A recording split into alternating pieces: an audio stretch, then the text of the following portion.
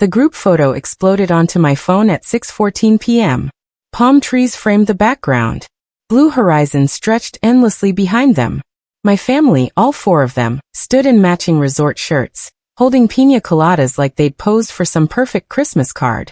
The caption read, "Whitfield Family Vacation Palm Tree Sparkles Tradition Lives On." My stomach dropped so fast I thought I might actually be sick. Family vacation. The same trip they'd promised we'd plan together. The one I'd sent links for back in March. The one where Mom said we'd figure out dates that work for everyone. The one I apparently wasn't invited to. And they'd posted it. Publicly. On Instagram where they knew I'd see it. Where all our relatives would see it. Where everyone would know I'd been left behind again. I stared at that photo until the colors blurred together. My fingers trembled around my phone, but somehow my breathing slowed. Something cold settled in my chest, replacing the hurt with something harder. If they wanted to make me the outsider, fine. But they'd badly underestimated what an outsider could do when she finally stopped begging for a seat at their table. I zoomed in on the photo, studying every detail with the focus of a detective. My brother Owen stood in the center, arm around Dad's shoulders, grinning like he'd won something. Mom held her drink up, perfectly manicured nails catching the sunlight.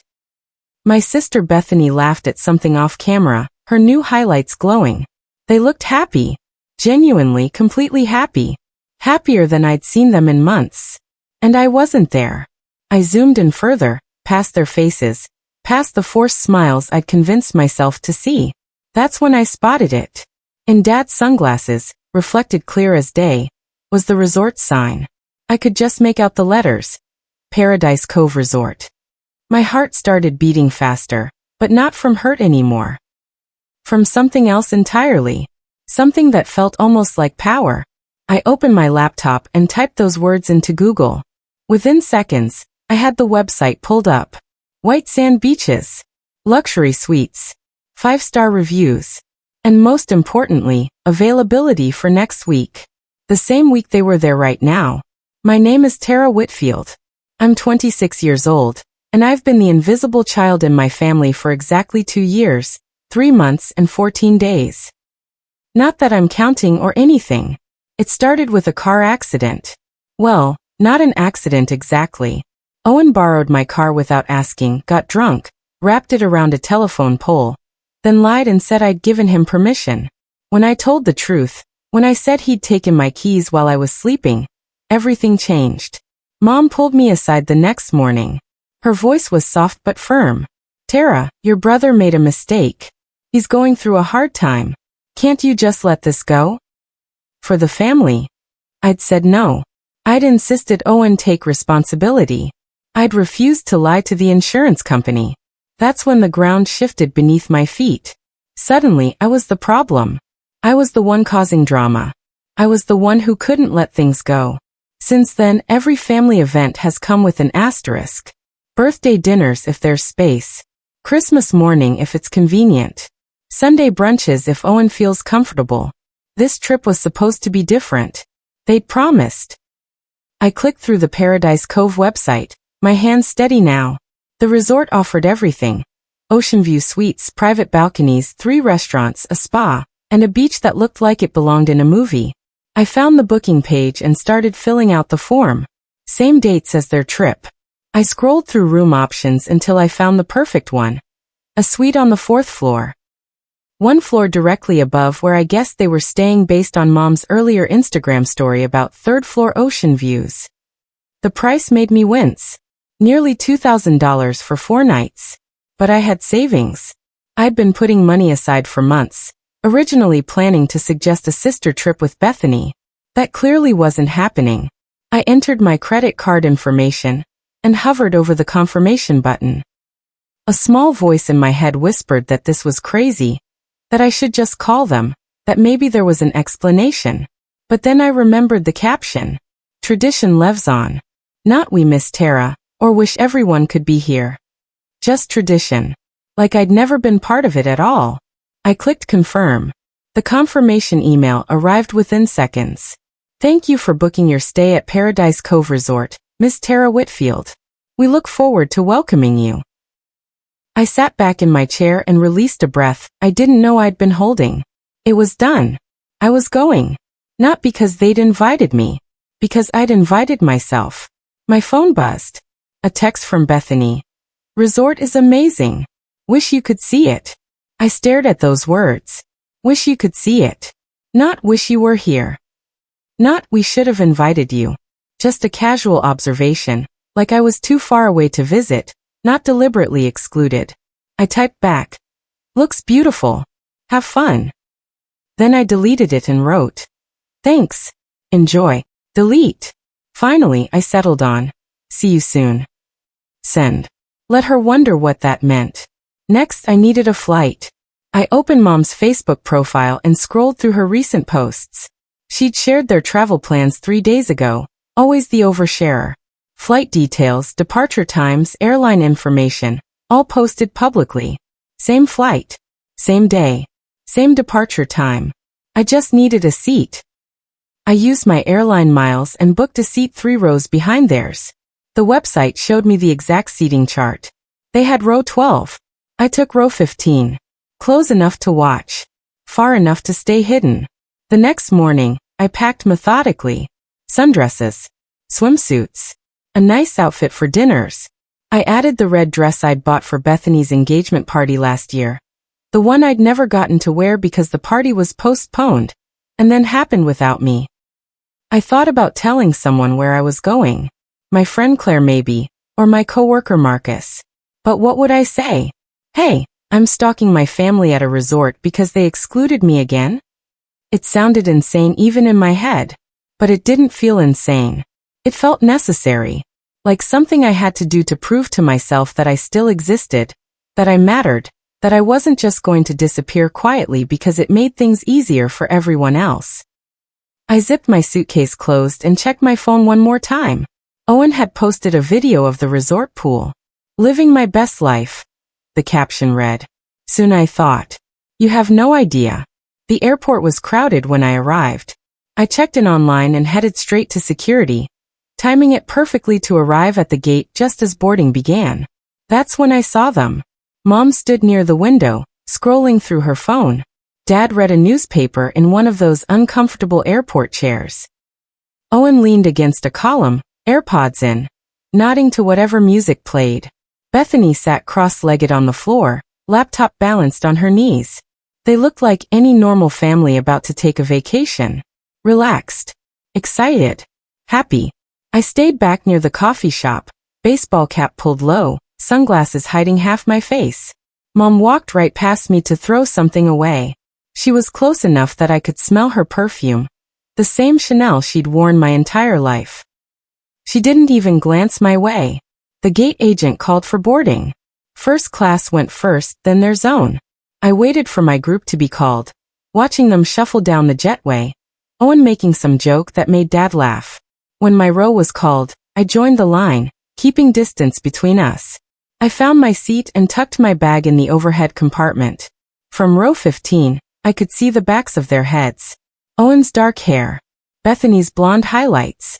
Mom's perfectly styled bob. A flight attendant came by offering drinks. I asked for water and accepted the small bottle, though I wasn't thirsty. I just needed something to do with my hands. The plane started taxiing. I watched through the window as we pulled away from the gate, the airport getting smaller behind us. There was still time to stop this, I thought. I could get off at the layover, book a different resort, go home and pretend none of this happened. But then Owen's voice carried back to my row, loud enough for several people to hear. I'm just saying it's nice to have a drama-free trip for once. No walking on eggshells. No one getting offended over everything. My jaw clenched. Dad murmured something I couldn't hear, probably telling Owen to keep his voice down.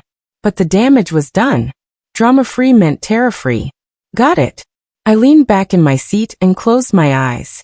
The tears that threatened to fall stayed locked behind my eyelids. I wouldn't cry. Not here. Not now. When we landed, I'd show them exactly what drama looked like. The layover passed in a blur. I kept my distance, watching them grab lunch at a chain restaurant while I ate a protein bar near a different gate. Bethany posted a selfie with halfway there. and a plane emoji. The second flight was shorter. I had a window seat this time, watching the ocean appear below us, brilliant blue stretching endlessly. The pilot announced our descent into paradise. Paradise Cove was an hour drive from the airport. I waited until they'd collected their luggage and climbed into a resort shuttle before approaching the rental car counter. 40 minutes later, I was on the highway, windows down, salt air filling my lungs. The resort appeared like something from a dream. White buildings with terracotta roofs, palm trees swaying in the breeze, a circular driveway with a fountain at its center. Valets in crisp uniforms opened car doors and welcomed guests. I pulled up behind a family unloading suitcases. The valet greeted me warmly. "Welcome to Paradise Cove, miss. Checking in." "Yes, please." He handed me a ticket and gestured toward the entrance.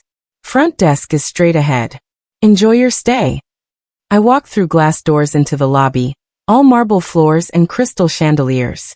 And there at the front desk stood my family. I stopped walking. My heart hammered against my ribs. They were 10 feet away, backs to me, while a clerk processed their check-in. For key cards. For room numbers. I heard the clerk say something about connecting suites. I should have turned around. Should have waited outside until they'd finished. Instead, I walked to the second check-in station and set my purse down. A young woman with a name tag reading Amanda smiled at me. "Good afternoon. Checking in." "Yes. Reservation under Whitfield. Tara Whitfield." Amanda typed on her computer. Behind me, I heard Mom laugh at something the other clerk said. My shoulders tensed. Amanda's fingers paused on the keyboard. Her eyes flicked between her screen and something behind me. "Whitfield. I actually have another Whitfield family checking in right now. Are you with them?" I kept my voice steady. "No. Separate booking." She nodded slowly, that understanding look crossing her face.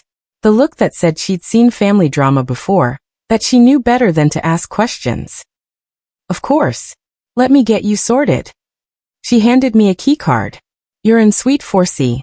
4th floor, ocean view. Elevators are to your left." "Thank you."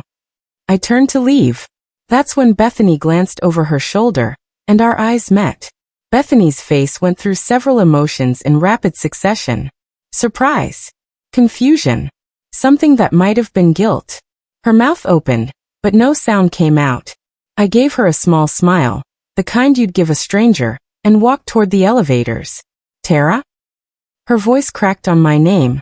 I pressed the elevator button and didn't turn around. Behind me, I heard Mom's sharp intake of breath. Dad saying, "What?" Owen muttering something that sounded like a curse. The elevator doors opened. I stepped inside and finally looked back at them. They stood frozen at the check-in desk. 4 faces staring at me with identical expressions of shock. The clerk looked between us, clearly uncomfortable. I raised my hand in a small wave. "Enjoy your vacation." The doors slid closed on Mom's face, her mouth forming words I couldn't hear. My suite was beautiful. Floor-to-ceiling windows overlooking the ocean. A king bed with white linens. A balcony with 2 chairs and a small table. I dropped my suitcase and walked straight to the balcony, stepping out into the warm air. And there, 1 floor below, was another balcony. Their balcony.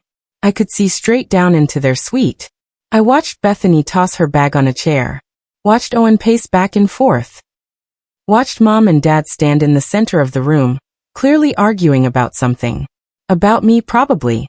I spent the next hour unpacking slowly, deliberately. I hung dresses in the closet. Arranged toiletries in the bathroom. Set my phone charger on the nightstand. Normal vacation things. My phone buzzed constantly. Text after text. "Mom. Tara, we need to talk." Bethany. "How did you even know we were here?" Owen. "This is ridiculous." Dad. "Please call me." I ignored them all and changed into a sundress. If I was going to do this, I was going to do it right.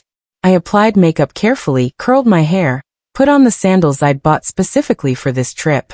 When I checked my reflection in the mirror, I almost didn't recognize myself. I looked confident, put together, like someone who belonged at a 5-star resort. Like someone who wasn't the family embarrassment. I grabbed my beach bag and headed downstairs. The resort had a spa with a lobby that overlooked the pool. I walked through slowly, taking in everything. The scent of eucalyptus. The sound of peaceful music. The rack of fluffy robes. That's when I saw her. Mom checking in for a massage appointment. She turned and saw me at the exact same moment. Her eyes widened. I smiled, warm and pleasant. Oh, hi Mom. Didn't realize you'd be here. Mom's face cycled through emotions too fast to track.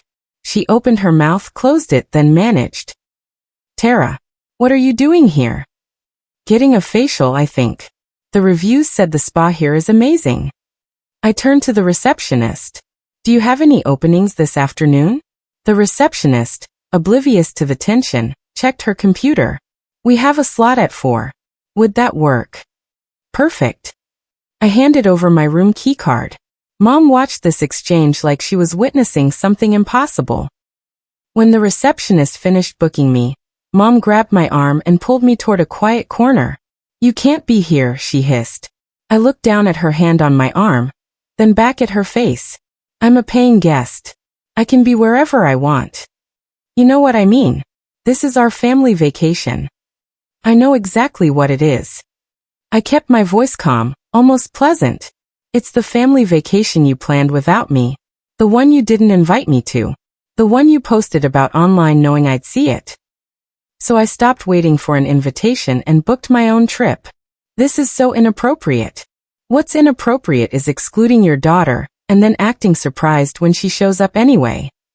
I gently removed her hand from my arm. I'm not here to ruin your trip, Mom. I'm here to have my own vacation.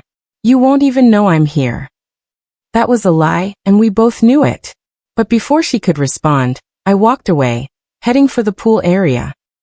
That evening, I chose the resort's nicest restaurant for dinner. I'd made a reservation for one, requested a table by the window, wore the red dress. The hostess seated me at a small table with a perfect view of the ocean. The sunset painted the sky in shades of orange and pink. I ordered a glass of wine and studied the menu. That's when I heard them. Their voices carried across the restaurant before I saw them. The hostess was leading them to a large table near the center of the dining room. They were dressed nicely. Mom in a flowing dress. Dad in a button-up shirt. Bethany and Owen looking uncomfortable. Dad spotted me first. His face went pale. He said something to Mom, and her head whipped around. I lifted my wine glass in their direction. A small salute, then returned my attention to the menu. I could feel their stares, feel the weight of their shock and confusion. But I didn't look back. I ordered the sea bass and a side salad. I ate slowly, savoring each bite. Halfway through my meal, Owen appeared at my table. You've got to be kidding me, he said, voice low but angry. I dabbed my mouth with my napkin. Something wrong. This is insane. You're acting like a stalker. I set down my fork carefully. I booked a vacation at a resort I'd never heard of before. The fact that you're here is just a coincidence. Bull. Believe what you want, Owen. I met his eyes steadily. But I'm not leaving. I paid for this trip. I'm going to enjoy it. His jaw clenched. For a moment, I thought he might cause a scene. But Dad appeared behind him, hand on Owen's shoulder. Let's go, Dad said quietly. He looked at me, something unreadable in his eyes. Maybe regret. Maybe just exhaustion. They walked back to their table. I finished my meal and ordered dessert. The next morning, I woke early and went for a run on the beach. The sand was cool beneath my feet. The sun just starting to peek over the horizon. I passed a few other early risers nodding hello. When I returned to the resort, I saw Dad sitting alone in the beachside cafe, coffee in hand, staring at the ocean. I almost walked past, almost let him have his piece. But something made me stop. I walked over and stood beside his table. Morning, Dad. He looked up, startled. For a moment, neither of us spoke. Can I sit? I asked. He gestured to the empty chair across from him. I sat down and ordered a coffee from a passing server. We sat in silence for a long moment. Finally, Dad spoke. I'm sorry. 2 words. Simple. Insufficient. But it was more than Mom or Owen or Bethany had offered. For what specifically? I asked. He winced. For all of it. For not standing up for you. For letting Owen's lie become the family truth. For this trip. Why didn't you tell me you were going? Dad rubbed his face. Your mother thought it would be easier. That including you would just cause tension. That Owen needed space. So you chose him over me. We chose peace over conflict. He looked at me. I know how that sounds. I know it was wrong. Then why do you keep doing it? He had no answer for that. I spent the afternoon by the pool, reading a book I'd brought. I'd made friends with a couple from Seattle. They were celebrating their anniversary, loved hearing about my work as a graphic designer. You're here alone? The wife Patricia asked. Yeah. Solo vacation. Good for you. That takes courage. I smiled. It did take courage. More than they knew. My family arrived at the pool around 2. They chose chairs on the opposite side, as far from me as possible. I watched from behind my sunglasses as they settled in. Owen immediately ordered a drink. Bethany pulled out her phone. Mom adjusted her umbrella multiple times. They looked tense. Uncomfortable. Like they were trying very hard to relax and failing completely. An hour later, I heard raised voices. I glanced over to see Mom and Owen arguing about something. His drink maybe. Or the fact that they couldn't escape me. Owen's voice carried across the pool area, louder than it should be. Several other guests looked over, including Patricia. Is that family okay? She whispered. Seems like they're working through something, I said diplomatically. Owen stood up abruptly and walked toward the bar. Mom followed him, still talking, her face tight with frustration. Bethany and Dad stayed behind, looking miserable. For the first time since arriving, I felt a small pang of guilt. But then I remembered the Instagram post. The caption. The years of being pushed aside. I returned to my book. That evening, the resort hosted a talent night in the main pavilion. I almost didn't go. But Patricia and her husband convinced me, promising it would be fun. The pavilion was decorated with string lights and tiki torches. A small stage sat at one end. Guests filled tables around the space, drinks in hand, chatting and laughing. I found a seat near the back. That's when I saw my family enter. They took a table near the middle, looking like they'd rather be anywhere else. The host, a cheerful resort activities coordinator named Carlos, explained the format. Anyone could sign up to share a talent. Singing, dancing, poetry, stories. Anything. I watched several performances. A honeymooning couple sang a duet. A teenager did magic tricks. An older man recited a poem about the ocean. Then Carlos said, "We have time for one more. Anyone brave enough?" I stood up before I could overthink it. Patricia squeezed my hand as I passed. "You've got this." I walked to the stage. Carlos handed me the microphone. The crowd quieted. I could see my family's faces clearly now. Owen looked annoyed. Bethany confused. Mom concerned. Dad resigned. I cleared my throat. I'm Tara. I want to tell you about learning to see yourself when the people closest to you stop looking. I told them a story. Not directly about my family, but close enough that anyone paying attention would understand. I talked about a girl who loved her family deeply, who tried to be perfect, to be easy, to never cause problems. I talked about how she slowly realized she'd made herself so small that she'd become invisible. How family gatherings happened without her.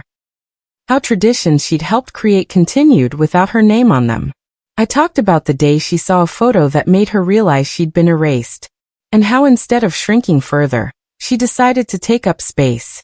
To show up. To refuse to disappear. Sometimes the people who are supposed to love you most make you feel like you're too much or not enough, I said. But the problem isn't you. It's that they've stopped seeing you clearly. My voice stayed steady. The audience was completely quiet. So you remind them you exist. Not for their approval. Not to make them feel guilty. But because you deserve to take up space in this world. Even when it makes other people uncomfortable. I finished and handed the microphone back to Carlos. The pavilion erupted in applause. Patricia and her husband stood clapping. Other guests joined them. I walked back to my seat, not looking at my family's table, but I felt their eyes on me the entire way. After the talent show ended, I went back to my room. My hands shook as I unlocked the door. The performance had taken more out of me than I'd expected. I'd just changed into pajamas when someone knocked. I opened the door to find Bethany standing there. Her eyes were red, mascara smudged. She'd been crying. "Can I come in?" I stepped aside. She walked to the balcony and stood there, arms wrapped around herself. "That was about us," she said. "What you said up there. It was about me. Tara." She turned to face me. "I'm so sorry. I didn't realize how bad it had gotten. I thought you were just being dramatic about stuff. But tonight, hearing you talk like that, I realized we've been terrible to you. You left me out of a family vacation, Bethany. You all planned it together, flew here together, and posted about it knowing I'd see. How did you think I'd feel?" "I don't know. I wasn't thinking." She wiped her eyes. "Mom said you were too busy with work. That you'd probably say no anyway. I should have called you myself to make sure. But you didn't." "No, I didn't. And I'm sorry." I wanted to accept her apology, wanted to hug her like we used to, but trust wasn't rebuilt in one conversation. "Thank you for saying that," I said finally. "But sorry isn't enough." The next morning, I woke to urgent knocking. I opened the door to find Mom standing there, her face a mask of barely controlled fury. "We need to talk." She pushed past me into the room before I could respond. I closed the door and leaned against it, crossing my arms. "Last night was unacceptable," she said. "You humiliated us in front of all those people." I told a story about my own experience. "You told a story designed to make us look like terrible parents. Did it make you look terrible? Or did it just make you feel terrible because it was true?" Mom's face flushed red. "You had no right to air our family business in public. You had no right to post vacation photos excluding me on social media. But you did. So I guess we're both learning about boundaries. This needs to stop, Tara. You've made your point. Whatever statement you were trying to make, you've made it. Now please just go home and let us finish our vacation in peace." I stepped away from the door and walked to the window. The ocean stretched endlessly before me. Peaceful. Beautiful. Mine to enjoy as much as theirs. "No," I said simply. "No. I paid for this vacation. I'm staying until my reservation ends. If you're uncomfortable, you're welcome to leave." Mom left without another word. I watched from my balcony as she returned to their suite below. I could hear raised voices but couldn't make out words. An hour later, I went down to the beach. I rented a paddleboard and spent the morning on the water. The ocean was calm, the sun warm on my shoulders. For the first time in years, I felt completely at peace. When I returned to shore, I saw Owen at the beach bar. He was on his third drink at least, gesturing wildly while talking to the bartender. The bartender looked uncomfortable. I walked past, pretending not to notice. But Owen spotted me. "There she is," he shouted. "Family stalker." Several people turned to look. I kept walking. "Hey, I'm talking to you." I stopped and turned around. Owen stumbled toward me, clearly drunk. The bartender called after him, concerned. "You happy now?" Owen demanded. "You've ruined everything. This whole trip is a disaster because of you." "I haven't done anything to you, Owen. You showed up. That's what you did. You can't just let us have one thing without making it about you." A crowd was gathering. I saw hotel security starting to move in our direction. "I think you should get some water," I said calmly. "I think you should get a life and stop obsessing over your family." Security arrived. 2 large men in resort uniforms. "Sir, we're going to need you to calm down." Owen tried to argue with security, but his words were slurred and incoherent. They escorted him away from the beach, talking into their radios. I saw Dad rushing over, apologizing profusely, trying to smooth things over. The crowd dispersed slowly. Patricia appeared at my side. "Are you okay?" "Yeah, I'm fine. That was your family, wasn't it? The ones you've been avoiding." I nodded. She put her arm around my shoulders. "You're better off without people who treat you like that." Maybe she was right. Maybe I had been better off alone than constantly trying to fit into a space that kept shrinking every time I approached it. I spent the rest of the day away from the resort, taking a taxi to a nearby town. I explored shops, ate lunch at a local cafe, bought a bracelet from a street vendor. I called Claire and told her everything. "You're my hero," she said. "Seriously. This is the most badass thing I've ever heard." When I returned to the resort that evening, I learned that Owen had been asked to moderate his drinking or face removal from the property. Dad had apparently spent an hour with management, negotiating and apologizing. Their perfect family vacation was falling apart, and I hadn't had to do anything except exist in the same space. My last morning at Paradise Cove, I woke before sunrise. I packed slowly, carefully, making sure I left the room spotless. I folded the towels, straightened the bedding, left a generous tip for housekeeping. I took one final look around the suite that had been my sanctuary. Then I walked out to the balcony and looked down at their suite below. The lights were off. They were probably sleeping, exhausted from the drama of the past few days. I wondered if they'd learned anything. If they'd go home and think about how they'd treated me. If anything would actually change. Probably not. But that wasn't my problem anymore. I checked out at the front desk. Amanda was working again. She smiled when she saw me. "How was your stay, Ms. Whitfield?" "Perfect," I said honestly. "Absolutely perfect." "I'm glad. Safe travels." I loaded my suitcase into my rental car and drove to the airport. The morning sun painted the sky in shades of gold and pink. I rolled down the windows and let the wind blow through my hair. At the airport, I grabbed coffee and found my gate. That's when I saw them. My family, checking in for their flight home. Same airline. Different flight, thankfully. Dad spotted me first. He said something to Mom, who looked over. For a moment, we all just stared at each other across the terminal. Then Dad started walking toward me. Dad stopped a few feet away, hands in his pockets. He looked older somehow. Tired. "Tara, I'm glad I caught you before you left." I waited, sipping my coffee. "I want you to know that I've been thinking about what you said. About the choices I've made. About choosing peace over what's right." He took a breath. "You were right. I've let you down. We all have." "Okay. I don't expect you to forgive me. Not right away. But I want to try to fix this. If you'll let me." I looked past him to where Mom, Owen, and Bethany stood watching. Mom's face was unreadable.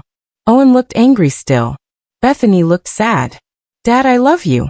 I love all of you. But I can't keep making myself smaller, so everyone else feels comfortable. I can't keep pretending it doesn't hurt when you leave me out. I can't keep being the one who always accommodates, always forgives, always understands. I know. So if you want to fix this, really fix it. It can't just be words. It has to be actions. It has to be including me, defending me, treating me like I matter." Dad nodded. "I understand." "Good. I heard my boarding group being called. I have to go." I walked toward the gate. Dad didn't follow. But as I handed my ticket to the gate agent, I looked back one more time. He was still standing there, watching me leave. He raised his hand in a small wave. I waved back. 6 months later, I sat on a different beach. This one was in Costa Rica, a solo trip I'd planned because I'd learned that I actually love traveling alone. No one to accommodate. No one to worry about. Just me and whatever adventure I chose. My phone had messages from Bethany. She'd been texting regularly since Paradise Cove, trying to rebuild our relationship. We'd had coffee twice.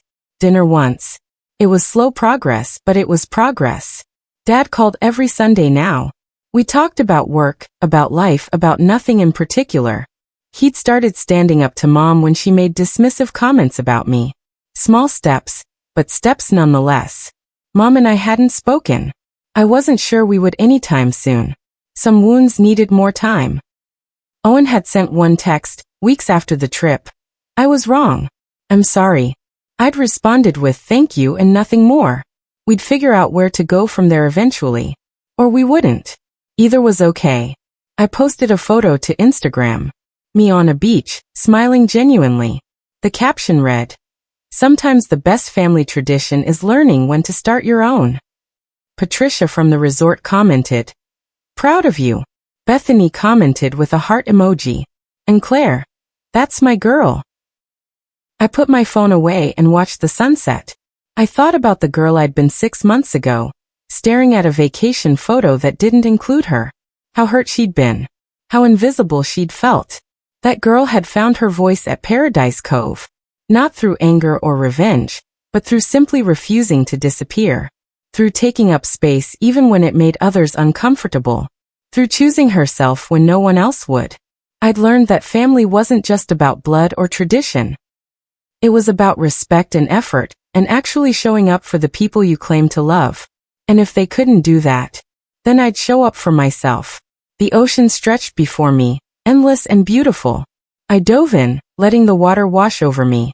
When I surfaced, I felt lighter, freer. The sun dipped below the horizon, painting the sky in brilliant colors. I floated on my back, staring up at the emerging stars and smiled. Sometimes the only way to be seen is to stop standing where you're invisible. And sometimes you have to book your own paradise before anyone else will make room for you there. I'd done both. And I was finally truly at peace.